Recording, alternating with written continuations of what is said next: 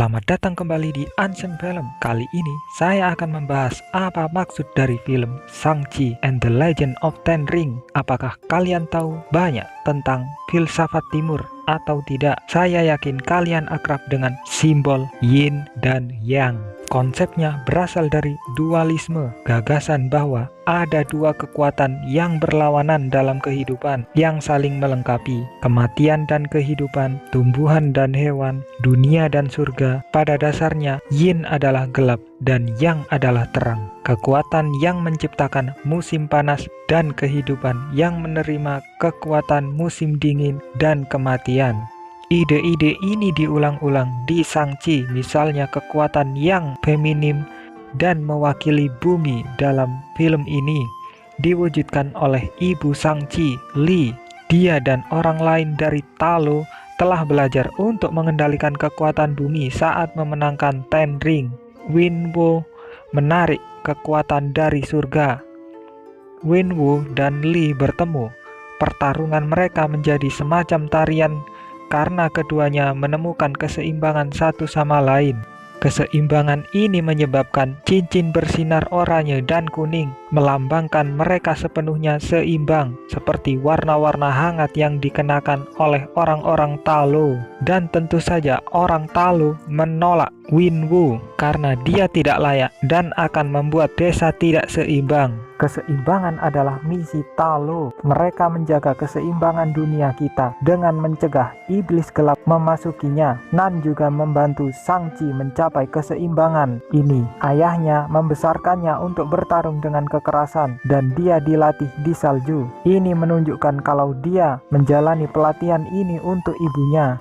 Menyaksikan ibunya mati memotivasi dia untuk berlatih, sehingga dia tidak akan pernah merasakan kelemahan semacam itu lagi. Tapi kemudian Nan membantunya menyeimbangkan kemarahan dan ketakutan itu dengan semangat naga yang dia warisi dari ibunya, sehingga dia harus belajar menyeimbangkan kekuatan ibu dan ayahnya yang hidup di dalam dirinya. Cara simbolis sangat penting kalau Nan menunjukkan Shang-Chi cara membuka tinjunya dalam pertempuran untuk mengendalikan kemarahan. Visual telapak tangan yang menggenggam tinju juga sangat mirip dengan visual simbol yin yang menunjukkan perwakilan langit dan bumi atau kemarahan dan kedamaian.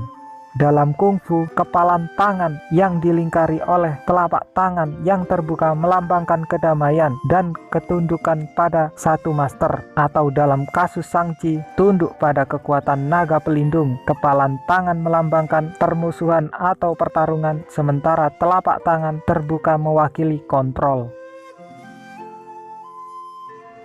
Menyatukan tinju dengan tangan kiri memberi sinyal yang paling penting keseimbangan, dan ada juga interpretasi dari gerakan ini berdasarkan pada simbol-simbol agama kuno yang terkait dengan Taoisme, Konfusianisme, Buddhisme, dan agama leluhur mitologi Cina kuno, di mana kepalan tangan melambangkan bulan atau bumi dan telapak tangan yang terbuka melambangkan roh surga atau bintang-bintang, menjadikannya tentang penyatuan surga atau para dewa. Roh yang berarti jiwa manusia dan bumi. Jadi berbicara tentang naga penting untuk dicatat kalau dalam budaya Cina naga tidak jahat.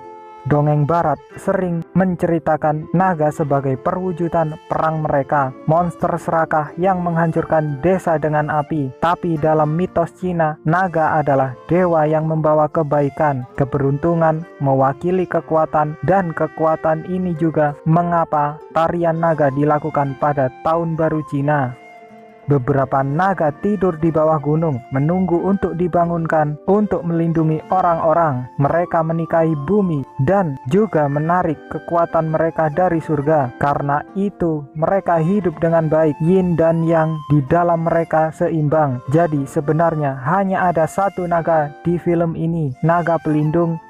Penghuni kegelapan sebenarnya adalah iblis dari planet lain yang keberadaannya membuat dunia kita tidak seimbang. Inilah mengapa naga pergi setelah kekalahan iblis. Naga tidak lagi diperlukan dunia kita dan kekuatannya akan membuat kita kehilangan keseimbangan. Dan jauh sebelum terbang, dia berenang dalam pola yin dan yang sempurna. Jadi kekuatan naga inilah keseimbangannya yang memungkinkan Shang-Chi untuk membuka kekuatan penuh dari potensi cincin, yang juga merupakan metafora untuk dia membuka potensi penuhnya. Tapi tema keseimbangan ini juga bergema melalui bagaimana film menggambarkan kematian. Kepercayaan Cina kuno dibangun di atas dualisme jiwa, yang berarti kalau semua manusia sebenarnya memiliki dua jiwa yang disebut Hun dan Poi. Jiwa Poi kita adalah fisik dunia, yang kita dan tetap dengan tubuh kita setelah kematian.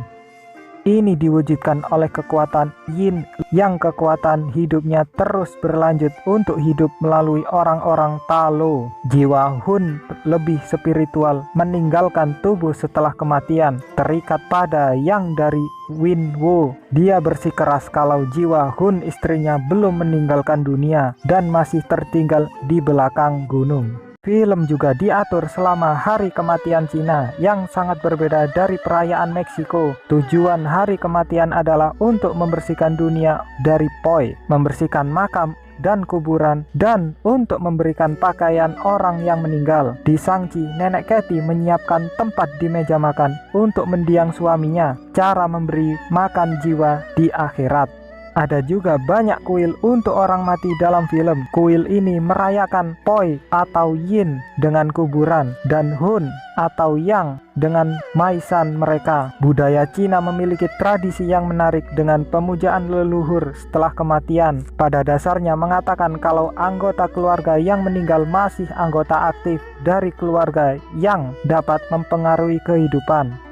Sehingga dengan memuja nenek moyang seseorang, kalian menegakkan tradisi, sehingga suatu hari kalian akan dihormati dan berbalik. Sekarang ini berbeda dengan budaya barat, pandangan yang transaksional, berbuat baik sehingga kalian akan masuk surga, berbuat buruk dan kalian akan pergi ke neraka. Ini juga menjelaskan mengapa penghuni kegelapan pada dasarnya adalah setan barat atau persepsi barat tentang naga. Dalam budaya Cina, ini membuat dunia mereka tidak seimbang. Campur tangan kolonial Inggris dan perang opium membuat Cina tidak seimbang pada tahun 1800. Jadi, jika pemujaan leluhur adalah tentang menjaga agar roh leluhur kalian bahagia, mereka monster penghisap jiwa adalah kebalikan dari pemujaan leluhur mereka, mencuri kehidupan setelah kematian dari orang untuk memberi makan demon. Seperti seorang teman tarik-menarik antara budaya timur dan barat. Ini juga dicontohkan oleh Katie, mencoba untuk menyeimbangkan warisan timur dengan pendidikan barat. Dia tidak pergi dengan nama Cina, Rui Wen, dan dia bisa membaca Cina tapi tidak bisa berbicara.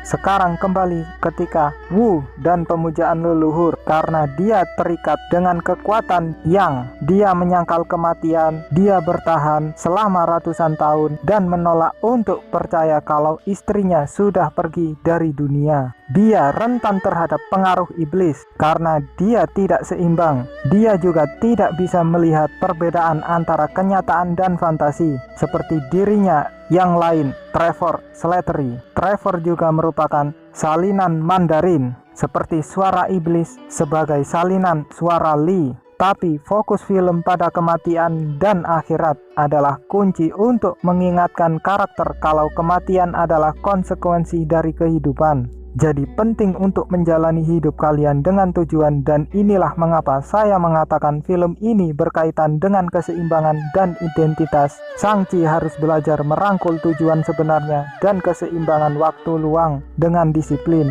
Baik dia dan Katie memiliki orang tua yang sombong yang menekan mereka untuk mencapai kesuksesan. Ini disebut pengasuhan harimau atau menjadi ibu harimau. Keluarga Katie ingin dia menggunakan gelarnya untuk menjadi dokter. Wenwu ingin Shang-Chi mengambil alih bisnis keluarga dan menjadi panglima perang jahat dari perkumpulan rahasia. Bahkan teman Shang-Chi dan Katie memberitahu mereka untuk memenuhi potensi mereka, sementara mereka berdua berpendapat kalau pencapaian tidak selalu sama dengan impian, sedangkan Trevor hanya menemukan tujuan menjadi aktor.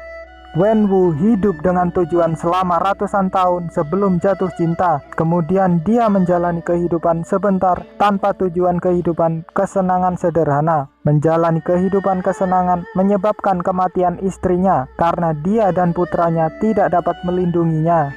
Katie belajar memanah dan diberitahu kalau jika dia tidak bertujuan apa-apa, dia tidak akan mencapai apa-apa. Dan juga cara untuk mengatakan kalau dia perlu hidup hingga potensinya dan menggunakan gelarnya. Paralelnya tentu saja Shang-Chi belajar untuk tidak menyia-nyiakan kemampuannya. Hanya dengan begitu dia dapat menjadi seimbang akan kekuatan naga pelindung dan menggunakan Ten Ring secara maksimal. Dan perjuangan dengan identitas ini juga terikat dengan nama. Wenwu telah pergi dengan banyak nama selama bertahun-tahun. Setiap nama diberikan kepadanya oleh beberapa orang yang dia taklukkan atau takut padanya. Tidak satupun dari nama-nama ini mencerminkan dirinya yang sebenarnya. Wenwu kemungkinan berarti perang sebagai upaya terakhir.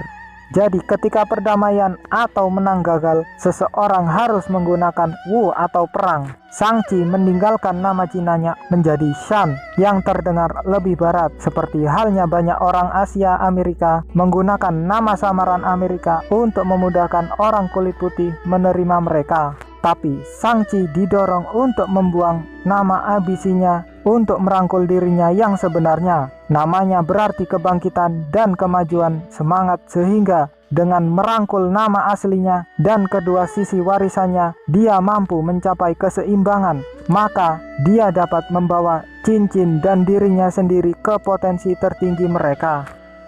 Sehingga pelajaran terakhir dari film ini sesuatu yang sederhana yang kita semua dapat temukan. Artinya jika kalian tidak mendapatkan tujuan, setan akan keluar dari portal dan makan jiwamu. Itulah inti dari Shang-Chi and the Legend of Ten Ring. Tapi jangan lupa untuk kasih komentar kalian di bawah. Dan jika ini pertama kalinya kalian di sini, jangan lupa subscribe Ansen Film.